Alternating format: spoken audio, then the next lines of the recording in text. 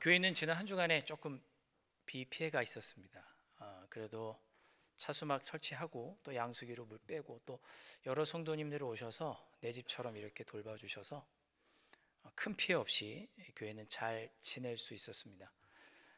이렇게 교회도 이렇게 조금 비 피해가 있고 하다 보니까 우리 성도님들 잘 계신가 궁금하기도 하고 조금 염려도 되고 하더라고요. 건강은 좀 어떠신지요? 또 햇볕 본 지 오래돼서 또 좀 기분이 안 좋으실까 싶기도 하고, 또 습기 때문에 몸이 좀 무거우진 않으실까 싶기도 하고, 식욕은 많으실 것 같고 여전히 저는 입맛이 없지 않더라고요. 그래가지고 물론 이제 입맛이 없으신 분들도 계시겠죠. 아무쪼록 긴 장마 가운데 여러분 영육간이 늘 강건하시기를 주님의 이름으로 축복합니다. 감사하게도 교회 여름 성경학교가 어제 은혜 가운데 시작이 됐는데 아주 즐겁게 아주 행복하게 진행이 잘 되고 있습니다. 우리 아동부 유치부 우리 많은 친구들이 왔어요. 전도도 많이 되었고 또 우리 성도님들이 자녀들 많이 보내주셔서 우리 많은 자녀들이 와서 기쁘게 성경학교를 시작을 했습니다. 유치부 아이들도 많이 오고 우리 아동부 아이들도 평소보다 한 2배나 되는 많은 아이들이 와서 기쁘고 즐겁게 성경학교를 지금 진행하고 있습니다. 다 여러분들께서 기도해 주시고 또 이 모양 저 모양으로 또 사랑과 정성을 보내주셔서 은혜롭게 잘 진행되고 있습니다. 자녀를 보내주신 우리 학부모님께 한 번 더 감사드리고 수고해 주시는 모든 교사분들께도 감사드리고 앞으로 중고등부 수련회, 청년부 수련회가 남아있는데 여러분 계속 기도해 주시고 관심 가져주시면 감사하겠습니다. 아멘이시죠? 무더운 여름 또 이렇게 긴 장마에 우리 몸과 마음이 지치기 쉬운데 신앙생활을 하다가도 우리가 지칠 때가 있습니다. 조금 아이러니한 표현일 수 있는데 신앙생활 하는 중에 지칠 때가 있습니다. 오늘 본문에 나오는 오늘 본문에 나오는 이야기는 엘리야에 관한 이야기인데 어떻게 보면 구약 성경에서 모세 다음으로 가장 위대한 인물이 엘리야라고 할 수 있습니다. 그런데 이 엘리야가 영적으로나 육적으로 많이 지치고 탈진하게 됩니다. 내용을 간략히 설명을 드리면 엘리야가 활동하던 당시에 북이스라엘의 왕이 아합 왕, 그 아내는 이세벨이었죠. 아합 왕과 이세벨은 바알과 아세라 신상을 그 우상을 섬기는 사람들이었습니다. 하나님 보시기에 매우 악한 왕이었고 그래서 하나님께서 북이스라엘에 심판하시죠. 그래서 3년 동안 가뭄이 임하게 됩니다. 3년 동안 가뭄 때문에 이스라엘 백성들이 많이 고통과 어려움을 겪게 되는데 3년쯤 되었을 때 엘리야가 아합 왕에게 제안을 한 가지 합니다. 당신이 섬기는 바알 우상, 아세라 우상을 섬기는 그런 제사장들과 내가 대결을 합시다. 당신이 믿는 바알과 아세라가 진짜 하나님인지 내가 믿는 여호와 하나님이 참 하나님이신지 우리 한번 증명해 보는 그런 시간을 가집시다 라고 제안을 합니다. 그래서 갈멜산에서 제단을 쌓고 송아지를 제물로 바치고 이 제사를 받는 신이 참 하나님이시라고 우리가 받아들이자 이런 제안을 하고 아합 왕과 엘리야가 대결을 펼치게 되는 거죠. 날을 정해서 온종일 이제 대결을 펼치게 됩니다. 바알 우상과 아세라 우상을 섬기는 제사장들 850명이 모여서 제단을 쌓고 제물을 올려놓고 그들이 믿는 신에게 기도합니다. 소리도 지르고 꽹과리도 치고 심지어 몸에 칼을 대서 피를 흘리면서까지 자신들의 제물을 받아달라고 여기 임재해달라고 소리 지르며 기도하죠. 그런데 아무런 변화도 일어나지 않습니다. 하루 온종일 그러했음에도 불구하고 아무런 변화가 일어나지 않죠. 이제 저녁쯤 되어서 엘리야 차례가 되었습니다. 엘리야가 제단 가까이에 나아가서 하나님께 기도합니다. 여호와여 내게 응답하소서. 여호와여 내게 응답하소서. 이렇게 딱 2번 하나님께 기도합니다. 그 순간 하늘에서 불이 강하게 제단에 내려와 역사하고 재물을 모두 태우고 심지어 제단까지 불이 사르게 됩니다. 그 순간 하나님께서 참 하나님이심이 드러나고 우리 하나님께서 여호와 하나님께서 참 하나님이심이 증명이 되는 역사적이고 아주 웅장한 순간을 그들이 맞이하게 됩니다. 자, 이 일이 있고 나서 이스라엘 백성 모두가 깜짝 놀란 거죠. 그래서 우리가 우상을 섬기고 있었구나 생각을 하고 그 순간 엘리야와 함께 850명의 아세라, 바알 섬기는 제사장들을 잡아서 그 자리에서 죽입니다. 시냇가에 끌고 가서 거기서 다 죽여요. 그리고 엘리야는 이 일이 끝나자마자 하나님께 기도합니다. 하나님, 비를 허락해 주십시오. 그 기도를 하나님께서 들으시고 3년 가뭄을 끝내주십니다. 비가 내리게 되죠. 너무나 감사한 일인데 이 일이 누군가에게 굉장히 기분이 나쁜 일이었습니다. 누구였느냐? 아합 왕의 아내였던 이세벨에게는 굉장히 기분 나쁜 일이었어요. 내가 믿는 바알과 아세라를 섬기는 제사장들을 엘리야가 다 죽였다고? 그럼 엘리야 너도 죽어. 이렇게 마음을 먹고 신하들과 군사들에게 엘리야를 죽이라고 명령을 합니다. 신하와 군사들이 엘리야를 잡기 위해서, 죽이기 위해서 쫓아가죠. 이 일로 인해서 엘리야는 도망하게 됩니다. 광야로 도망하게 되는 거죠. 엘리야가 이세벨에게 쫓기는 것이 너무나 힘들고 어려서 그는 하나님께 죽고 싶습니다. 하나님, 차라리 죽여주십시오라고 기도할 정도로 힘들고 어려웠습니다. 엘리야는 도피 생활 중에 지치고 완전히 이제 탈진해버린 거죠. 사랑하는 성도 여러분, 혹 여러분의 삶의 문제로, 여러분들이 삶의 문제로 신앙생활의 어려움으로 마음이 지치고 어려우신 분이 계십니까? 그리스도인도 탈진할 수 있습니다. 여러분. 사역에 지쳐 있었던 엘리야, 이세벨 여왕이 죽이려고 하자, 엘리야를 죽이려고 하자 엘리야는 도망쳤고 혼자 브엘세바로 도망쳤다가 다시 광야로 도망하게 됩니다. 광야의 로뎀나무 아래서 하나님께 호소하죠. 19장 4절 말씀을 보면 여호와여 넉넉하오니 이제 충분하오니 지금 내 생명을 거두시옵소서. 나는 내 조상들보다 낫지 못하나이다. 하나님 나를 좀 죽여주십시오. 충분합니다. 지금까지 삶으로도. 이렇게 하나님께 기도하면서 절규합니다. 너무나 힘들었던 거죠. 심리학자들은 이런 엘리야의 상태를 어떻게 분석했는가 하면 심리학자들은 이런 엘리야의 모습이 조울증, 절망감, 극심한 자기연민, 무기력함 등의 감정이 표출된 것이라고 분석했습니다. 이세벨에게 쫓겨서 브엘세바와 광야에까지 쫓겨갔던 엘리야, 극심한 육체적 소진, 영적인 정서적인 공허감, 패배감이 엘리야를 사로잡았던 거죠. 그것이 스트레스와 결합돼서 엘리야가 우울증에 빠졌다. 우울증 증상이다라고 심리학자들은 분석했습니다. 엘리야는 하나님의 일을 기쁨과 감사함으로 능력 있게 감당했죠. 갈멜산에서 많은 우상 숭배자들을 죽이고 가뭄을 끝내는 놀라운 기적도 행하고 하나님의 사명을 감당했지만 그는 이세벨에 의해서 생명의 위협을 받고 그로 인해서 급격한 실패감과 무기력함을 경험하게 되고 선지자로서의 정체성과 사명도 잃어버린 채 우울감에 빠져버리게 된 것입니다. 성도 여러분, 선지자도 우울증에 빠질 수 있습니다. 선지자도 우울증에 빠질 수 있고요, 목사도 우울증에 빠질 수 있습니다. 사모도 우울증에 빠질 수 있고, 장로님들도 우울증에 빠질 수 있고, 권사님들도 우울증에 빠질 수 있고, 그리스도인들도 우울증에 빠질 수 있어요. 그리스도인 누구라도 지나친 스트레스와 탈진을 경험하면 우울증에 빠질 수 있습니다. 여러분들 중에 혹시 누군가 지금 마음이 힘들고 지치고 어려우십니까? 신앙생활을 하고 있고 또 교회에 나와 예배드리고 있는 이 순간에도 여러분 마음이 지치고 힘드십니까? 그럴 수 있습니다.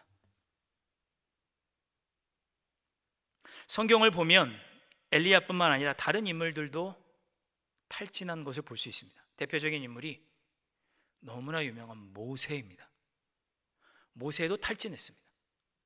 그가 이스라엘 백성들을 출애굽시켜서 광야를 인도하는 도중에 그가 했던 많은 일 중에 한 가지가 뭐냐면 재판하는 일이었습니다. 하나님께서 율법을 주신 지 얼마 안 됐고, 그래서 그 율법을 가지고 백성들의 삶을 재판하는 일을 모세가 했습니다. 근데 백성들이 너무 많다 보니까 재판거리가 너무 많은 거예요. 그래서 모세가 탈진합니다. 그때 누가 와서 도와주는가 하면 모세의 장인이었던 이드로가 큰 도움을 주죠. 천부장, 백부장 제도를 도입하라고 알려줍니다. 그래서 모세가 이 제도를 받아들이죠. 천부장, 백부장, 50부장, 10부장을 두고 작은 문제는 10부장부터 좀 큰 문제는 50부장, 천부장까지 도저히 해결할 수 없는 문제는 본인이 해결하게 되면서 과도한 업무에서 그가 벗어나게 되고 탈진해서 그가 회복하게 됩니다. 여러분, 모세도 탈진하고 엘리야도 탈진하고 그럴 수 있습니다. 우리가 신앙생활하는 중에 이렇게 탈진에 빠지는 그런 순간이 있을 수 있습니다. 괜찮습니다. 괜찮습니다. 그럴 수 있습니다. 오늘 엘리야가 그런 무기력증, 탈진에 빠져 있는데 하나님께서 그런 엘리야를 회복시켜 주십니다. 혹시 우리가 탈진에 빠져 있다면 이런 회복의 은혜를 누리면 되는 것이죠. 심리학자들은 탈진을 이렇게 정의합니다. 탈진이란 무엇인가? 계속된 불안한 분위기 때문에 일어난 우울감과 절망감. 그러니까 앞이 보이지 않고 그래서 암담한 거예요. 해결될 것 같지가 않은 거예요. 그래서 생기는 우울감, 절망감을 가리켜서 그런 증상이 나타날 때 탈진했다 그렇게 표현합니다. 외부적인 밖에서부터 나에게 다가온 어려움을 내가 극복하고 싶은데 누군가 나에게 도와주는 그 도움이 부족해서 내가 실패를 경험할 때, 좀만 누가 더 도와줬으면 내가 이걸 극복할 수 있는데 라는 마음이 들 정도로 내가 실패했을 때 탈진을 경험한다 그렇게 말합니다. 뿐만 아니라 탈진을 경험하게 되면 목표를 상실하고 업무량도, 일도 줄어듭니다. 자꾸 휴가 가려고 하고 쉬려고 하고 힘들게 하는 그 일을 피해서 다른 일을 하려고 합니다. 그것이 탈진의 증상입니다. 지금 딱 엘리야가 보이고 있는 증상이 이런 것이죠. 마음이 불안하고 주님께서 맡겨주신 사명도 감당하기 싫고 앞날이 보이지 않아 암담한 상황에 처해 있는 사람이 엘리야, 탈진한 엘리야입니다. 그 엘리야를 하나님께서 어떻게 회복시켜 주시느냐? 세 가지 모습으로 회복시켜 주시죠. 첫째, 어떻게 회복시켜 주시는가? 하나님께서 세미한 음성을 엘리야에게 들려주십니다. 10절에 보니까 엘리야가 하나님께 이렇게 외칩니다. 내가 만군의 하나님 여호와께 열심히 유별하오니 이는 이스라엘 자손이 주의 언약을 버리고 주의 제단을 헐며 칼로 주의 선지자들을 죽였음이오며 오직 나만 남았거늘 그들이 내 생명을 찾아 빼앗으려 하나이다. 하나님, 제가 주님의 일을 능력과 잘 감당했는데 바알과 아세라 선지자를 죽이고 백성들의 신앙도 제가 잘 회복했는데 하나님, 근데 제가 둘러보니까 이제 저밖에 남지 않았습니다. 그렇게 하나님께 울부짖는 거죠. 11절 12절에 이렇게 말씀합니다. 이렇게 하나님께 엘리야가 고백하자 하나님, 엘리야 주변에 어떤 일들이 일어나는가 하면 강한 바람이 붑니다. 지진도 일어나고 불이 타는 현상들이 나타납니다. 초자연적인 놀라운 일들이 엘리야 주변에 일어나게 됩니다. 근데 하나님은 거기에 계시지 않았다 성경은 기록하죠. 12절 후반에 드디어 엘리야가 하나님의 음성을 듣습니다. 세미한 소리가 있었다. 12절 후반에 말씀합니다. 이 세미하다는 말은 조용한, 평온한, 작은, 가느다란 이런 뜻입니다. 초자연적인 놀라운 경험을 하고 있음에도 불구하고 하나님을 만나지 못하다가 이 모든 일들이 끝나고 난 이후에 아주 평온하고 작은 목소리가 엘리야의 귀에 들렸습니다. 엘리야야, 엘리야야. 좀 더 이렇게 부드럽고 이런 목소리를 해야겠죠? 엘리야야, 엘리야야. 이상하네요. 네. 감사합니다. 하나님께서 엘리야를 그렇게 작지만 평안한 목소리로 부르십니다. 마음이 불안하고 앞날이 보이지 않아서 우울감과 낙심한 상태에 있던 엘리야를 따뜻한 목소리로 불러주십니다. 엘리야야, 엘리야야. 저 어렸을 때 따뜻하게 불러주시는 음성 때문에 위로받았던 적이 있습니다. 제가 매주 제 경험을 얘기하니까 뭐 특별한 경험을 제가 많이 한다고 생각하실지 모르겠지만 그렇지 않습니다. 초등학교 2학년 때 할아버지 집에, 시골의 할아버지 집에 이렇게 놀러 갔습니다. 근데 겨울이어서 농사가 다 끝나고 주민분들이 이제 마을 한 담벼락에 볏짚단을 이렇게 쌓아 놓으셨어요. 그렇게 볏짚단을 또 쓰셔야 되니까 쌓아 놓으셨겠죠. 이렇게 한 2m 높이로 볏짚단을 이렇게 차곡차곡 쌓아 놓으셨습니다. 제가 초등학교 2학년 되던 그 겨울방학이었는데 무슨 생각이 들었는지 그 착했던 제가 거기다 불을 한번 붙여보고 싶은 생각이 들었습니다. 그 착한 제가 아주. 그래서 무슨 생각이 들었는지 이렇게 지푸라기 했죠. 거기다 불을 한번 이렇게 딱 켜봤는데 정말 삽시간에 한 거짓말 조금 못해서 한 10초 만에 정말 불이 그 볏짚단 전체로 옮겨 붙었습니다. 전 놀라서 이제 할아버지 집으로 도망가고, 동네 주민들이 불길이 확 치솟아 오르니까 동네 주민들 나와서 불이야 하면서 바켓에 물 담아서 물 뿌리시고, 어떤 분이 이렇게 널판지 같은 걸로 막 불을 끄시고, 불은 금방 진압이 됐습니다만은 저는 무서워서 할아버지 집에 도망갔습니다. 아버지한테 걸리면 혼나겠구나. 그리고 저 겉에 숨어 있었는데 우리 할아버지 오셔서 괜찮아 요한아, 괜찮아 그러시는 거예요. 저희 할아버지가 제가 6학년 때 돌아가셨는데 제가 유일하게 기억하는 할아버지의 모습이에요. 괜찮아 요한아. 혼내주지 않으시고 나무라지 않으시고 저에게 따뜻하게 위로해 주셨던 그 할아버지의 목소리. 제가 하나님의 음성을 들을 때마다 이렇게 할아버지의 음성처럼 따뜻하게 듣습니다. 그 목소리가 저에게 힘을 주고 괜찮다라고 말씀해 주시고 다시 일으켜 주십니다. 여러분 혹 신앙생활 하시다가 무거운 짐으로 힘드십니까? 괜찮습니다. 제 음성으로가 아니고 우리 주님께서 여러분들에게 말씀하실 거예요. 괜찮아. 수고했어. 기대해. 여전히 사랑한다. 따뜻한 하나님의 음성을 들을 때 우리는 회복할 수 있습니다. 자, 우리가 어떻게 또한 탈진을 극복할 수 있을까? 두 번째 방법은 사명을 깨닫는 것입니다. 13절 말씀에 보면 그렇게 하나님께서 평온하고 인자한 음성으로 엘리야에게 말씀하시면서 물으십니다. 내가 어찌하여 여기 있느냐? 지금 너 여기 있어야 할 자리가 아닌데 왜 여기 있느냐라고 물으신 후에 15절에 새로운 사명을 엘리야에게 주시죠. 15절에 여호와께서 그에게 이르시되 너는 내 길을 돌이켜 광야를 통하여 다메섹에 가서 이르거든 하사엘에게 기름을 부어 아람의 왕이 되게 하고. 엘리야야, 네가 있어야 할 곳은 여기 지금 동굴이 아니고 빨리 다메섹으로 가서 하사엘을 왕으로 세워라. 사명을 주시는 거죠. 16절에 또한 예후를 이스라엘의 왕이 되라고 사명을 주시고 엘리사에게 기름을 부어서 다음 선지자로 세우라고 사명을 주십니다. 하나님께서 엘리야에게 새롭게 사명을 주시는 거죠.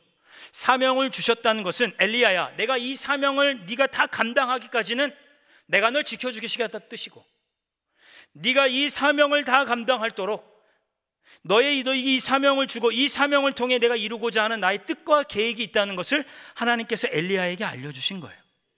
내 삶이 여기서의 끝이 아니고 하나님께서 나를 통해 이루고자 하시는 앞으로의 계획이 있구나, 하나님의 섭리가 있구나 라고 하는 것을 하나님께서 나에게 사명을 주시는 것을 통해서 깨닫게 되는 거죠. 아, 하나님께서 나를 통해 이루고자 하시는 바가 있고 이 이루고자 하는 바를 다 이루기까지는 나를 죽지 않게 지켜주시겠구나.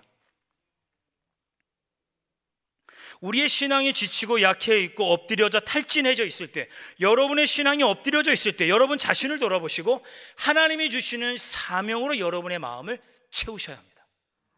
그럴 때 여러분은 다시 회복되실 수 있습니다. 여러분의 마음속에 어떤 하나님의 뜻과 계획이 있으신지, 하나님께서 따뜻한 음성 가운데 여러분에게 들려주시기를 여러분 하나님께 간구하셔야 할 것입니다. 탈진을 극복하는 세 번째 방법은 무엇일까? 그것은 하나님께서 나에게 붙여주신 신앙의 동료와 함께 있다는 것을 깨닫는 것입니다. 나 혼자가 아니라는 걸 아는 거죠. 18절 말씀, 그러나 내가 이스라엘 가운데 7,000명을 남기리니 다 바알에게 무릎을 꿇지 아니하고 다 바알에게 입맞추지 아니한 자니라. 엘리야는 혼자만 있는 줄 알았어요. 자기 혼자만 바알과 싸우고 아세라 우상과 싸운다고 생각하는 거죠. 근데 그게 잘못됐다는 거예요. 아니야 엘리야야, 너와 함께할 바알에게 무릎 꿇지 않은 7,000명을 내가 남겨놨다. 너 혼자가 아니란다라고 엘리야에게 알려주시는 거죠. 제가 여러분들에게 여러 번 말씀드리지만 여러분 교회에서 봉사하셔야 돼요. 봉사하셨으면 좋겠어요. 어떤 의미냐면, 여러분 제가 가만히 보면 우리가 봉사할 때 그 자리에, 봉사의 자리에서 나 혼자만 주님의 일을 하고 있지 않다는 것을 깨닫게 됩니다. 나와 함께 하나님의 사명을 감당하는 또 다른 사람이 있다는 것을 봉사를 같이 할 때 깨닫는 거죠. 나 혼자 교회를 섬기는 것 같고 나 혼자 교사로 힘쓰는 것 같지만 누군가 나와 함께 교사로 봉사하는 사람이 있고, 나만 혼자 식당을 봉사하고 섬기는 것 같지만 아니라는 거죠. 하나님은 나 혼자 내버려 두지 않으시고 함께 교회를 섬겨갈 누군가 봉사자를 세우셨어요. 나만 혼자 주차 봉사로 힘든 것이 아니라 나와 함께 주차로 봉사할 또 다른 사람을 주셨다는 것, 내가 혼자가 아니라는 것을 어디서 깨닫느냐? 봉사의 자리에서 깨닫는 거예요. 그러니까 여러분이 봉사하셨으면 좋겠다는 거예요. 내가 혼자가 아니라는 것을 깨닫도록, 나와 함께 주님의 몸된 교회를 세워갈 사람이 나 혼자가 아니고 여러 명이 함께 있다는 걸 여러분이 봉사하면서 깨달으시기를 바라는 거죠. 그래서 여러분이 교회에서 봉사하시면 좋겠습니다. 봉사하세요. 헌금위원도 하시고 주차위원도 하시고 우리 성가대도 서시고 교사도 하시고, 뭐하지 그거 다 했으면 차량부도 하시고, 아니면 토요일날 오셔서 교회당 한번 쓸고 가시고. 여러분 깜짝 놀라실 거예요. 토요일날 오면 교회 청소하시는 분 여러분 계세요. 모르셨죠? 나와보세요. 봉사해보세요. 말씀을 마쳐보겠습니다. 신앙생활 하다가 우리가 탈진하고 낙심할 때가 있습니다. 그래도 우리가 어떻게 하면 그 낙심과 탈진으로부터 회복할 수 있을까? 하나님은 우리를 어떻게 회복시켜 주시는가? 우리에게 따뜻한 음성을, 세미한 음성을 들려주십니다. 그 음성을 들을 때 우리는 회복할 수 있습니다. 또한 우리에게 새롭게 맡겨주시는 하나님의 사명을 깨달을 때 우리는 새롭게 또한 회복될 수 있습니다. 여러분의 신앙이 낙심되어 있고 지치고 힘들다는 건 사명이 없어서일 수도 있어요. 내가 무엇으로 하나님께 영광 돌려야 할지를 모르는 거죠. 그러니까 힘든 거예요. 탈진되시는 겁니다. 사명과 섬김의 자리는 나에게 무거운 짐이 아니라 나를 회복시켜 주시는 하나님의 은혜의 자리임을 기억하고 기쁨과 감사함으로 섬김의 자리로 나오시는 여러분들 되시기를 바랍니다. 그 자리에서 나 혼자 있는 것이 아니라 함께 이 주님의 몸된 교회를 통해 하나님의 나라를 이루어가고 있는 믿음의 교우들, 동료들이 있다는 걸 확인하면서 지치고 상한 우리의 믿음이 새롭게 회복되실 수 있기를 주님의 이름으로 축복합니다. 기도하겠습니다.